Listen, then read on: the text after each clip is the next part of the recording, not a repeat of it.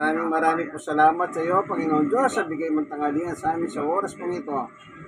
Maraming salamat po sa iyo po ang lahat ng kapurihan at pasalamat sa ngalan ni Jesus. Amen. Okay, kain na tayo mga shoutout, senior citizen, shoutout, stroke, patient, shoutout, PWD. Kain na po tayo.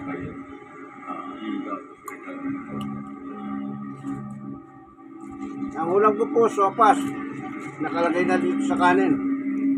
Sinamahan ng aking si George para makiusap sa Dinirami.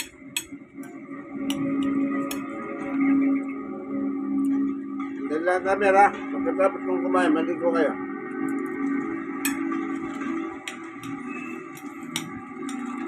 Kung hindi raw kasi sila makakabayad, hindi raw ibigay ng Pacheco ang death certificate ni Ronald Nabo.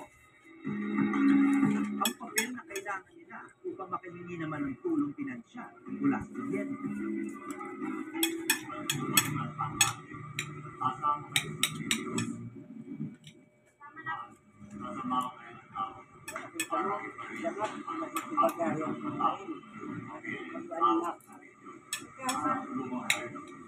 Kasi po kung sabi mo po sa amin, kailangan po full pay muna namin. Kaya po na kaya po na Nagawad niya. At ipapanin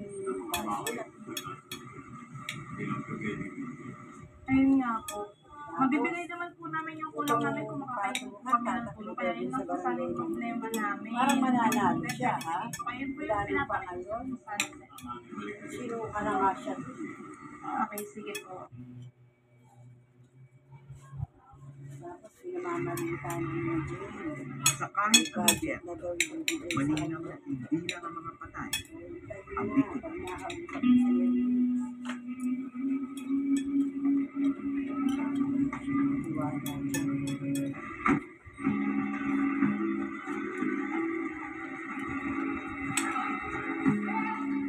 Sa pagdalaw ko sa Pacheco, Punerania, natisod ko ang informasyon tungkol sa lalaking nabaril sa Commonwealth Avenue kasabay ni Cristina Canuat na ayon sa police report ay si alias Alvin.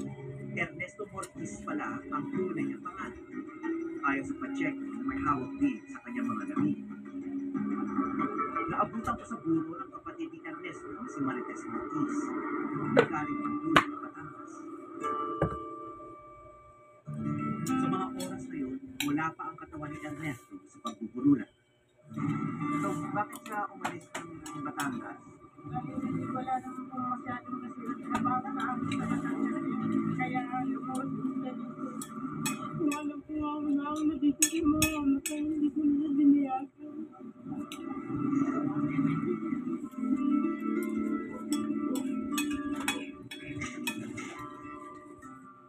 Wala pang isang taon sa lungsod ang 27 taong gulang na si Ernesto.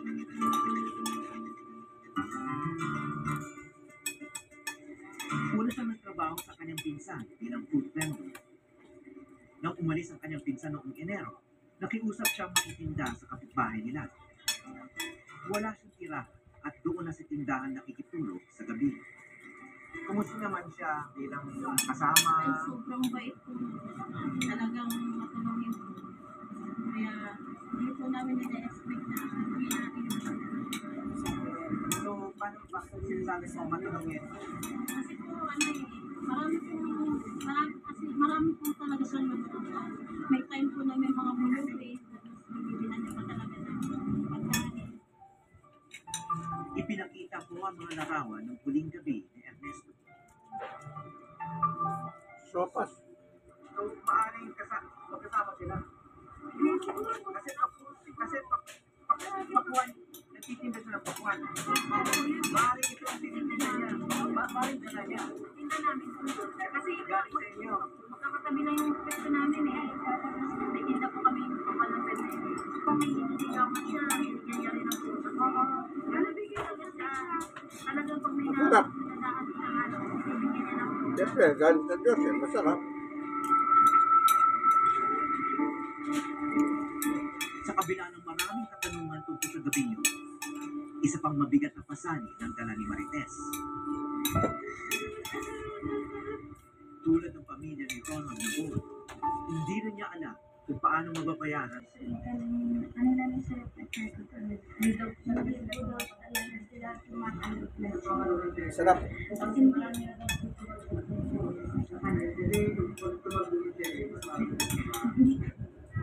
Siyempre wala naman ako sa business na funerary. Mas experience namin,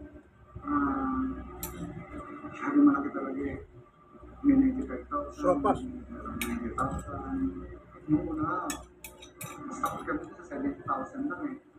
Pero napakadali magbigay ng discount. So, ibig sabihin ako charging. And nandun din sa honesty report no, na kung pinaka-handle ng funeral parlor ng mga bangkay, sabi doon sa mga ibang report, may nasapat lang na mga pulis. We were, let's start allegation. Unang-una ako mag-involve sa mga funeral parlors.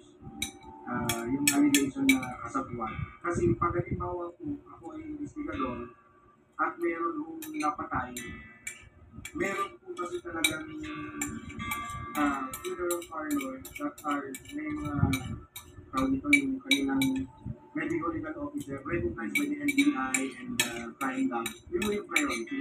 Hindi ko namin po pwede ibigay sa lagi by night na mga funeral parlors. Sabay itinakda sa linggong yun ang libing ni na Ronald Nabon at Ernesto Ortiz sa Manila North Cemetery. Sa umaga si Ronald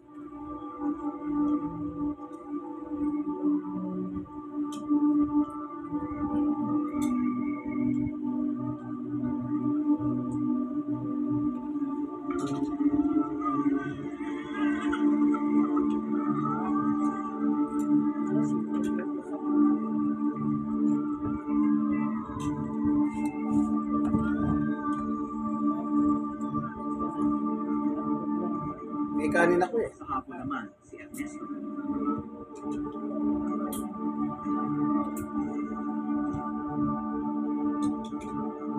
Tapos na po ang kainan.